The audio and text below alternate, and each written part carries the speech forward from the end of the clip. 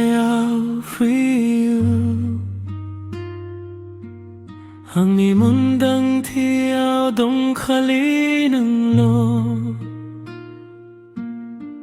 Megon zong phi nay sa du phir Nung sugrao for you no zurao Horni ang nisimang San ni serang huyung ng lo Oray bunong ang zong tafayo Fagulang ng ni mohorao Bika-bikaya bunga sinudog ng ang ni sonsar Mun from buguzunao Mun from budukua Nung ang iras humri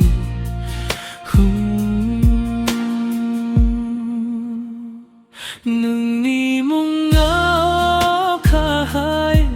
Ang ni guswa tazimjay Nung ni sao garinay na tayo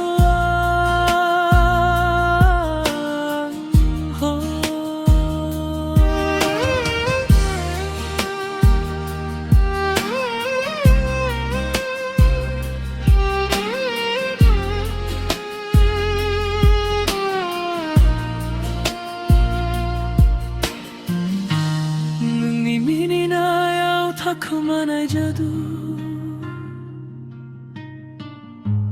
Bikadop tayong haya Nung nisadap fura mo dumay badi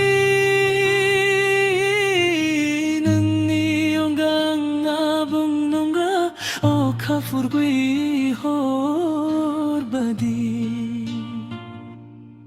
Ang nitakay buhuman ng niyakayaw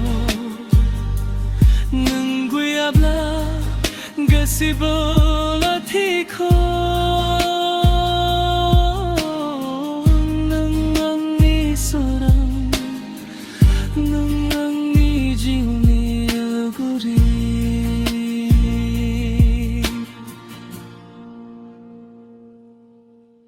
Siriwi ng bikayaw for you Ang imundang tiyaw dong kalinang